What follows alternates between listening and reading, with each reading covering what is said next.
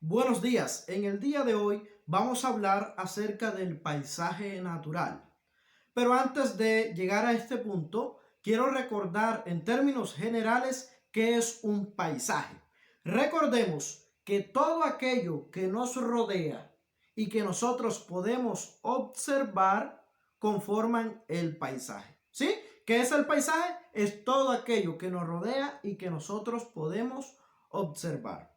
Existe una gran cantidad de paisajes dependiendo del lugar donde nos encontremos y dependiendo de los elementos que podemos identificar y que están ahí en ese paisaje, ¿cierto?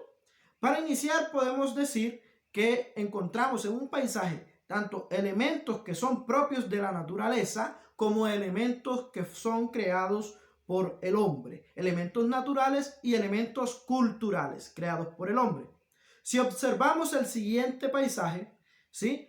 Aquí podemos observar que hay varios elementos naturales como los siguientes.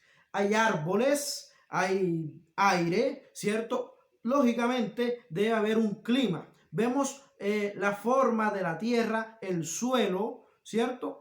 Todo esto hacen parte de la naturaleza, así como los animales también hacen parte y algunos elementos como el agua también son parte de la naturaleza. Sin embargo, también podemos encontrar elementos que no son naturales, que son elementos culturales, es decir, creados por el hombre, como las casas, los caminos, ¿cierto? Las cercas que dividen el terreno.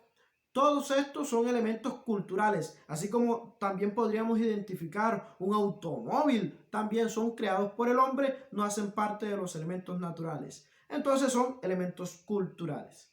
Bien, teniendo en cuenta esto sobre qué son elementos naturales y qué son elementos culturales, encontramos dos tipos de paisajes, que son los paisajes culturales y los paisajes naturales. Los paisajes culturales son aquellos en los que predominan los elementos creados por el hombre, tal como este paisaje que vemos en pantalla. ¿Sí? Aquí podemos ver que es un paisaje de una gran ciudad.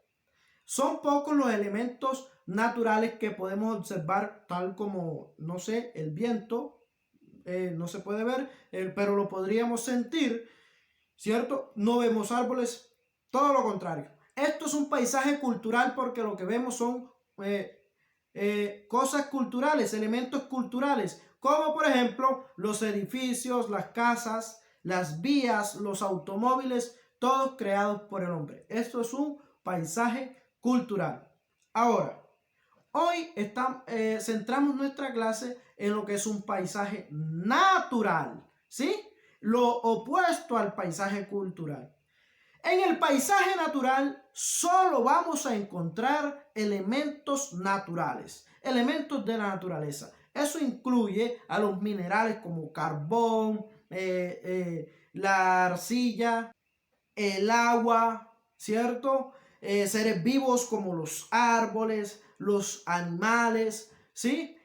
Ojo, también hace parte del paisaje natural el relieve y el clima, ¿sí?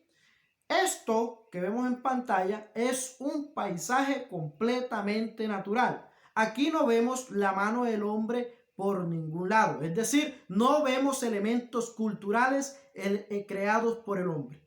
Solo elementos naturales. Esto es un paisaje natural. Ahora, yo les comenté hace un instante que además de los seres vivos y de algunos minerales, también hacen parte fundamental del paisaje natural, lo que son el clima, o sea, los pisos bioclimáticos y el relieve. Sí, el relieve, pues que son las formas de la tierra, la forma que toma la tierra, ya sean unas montañas, una llanura completamente plana, todas esas formas que toma la tierra hacen parte de lo que conocemos como relieve y pues son elementos, también es un elemento natural, así como el clima, ¿cierto? Que tiene que ver con la temperatura y con la presencia o ausencia de lluvias, ¿cierto? Entonces, de esta forma podemos definir en términos generales qué es un paisaje y nos podemos dar cuenta cómo es un paisaje natural y qué diferencia hay entre el paisaje natural y lo que es un paisaje cultural. Bien, jóvenes, muchas gracias, que tengan un buen día.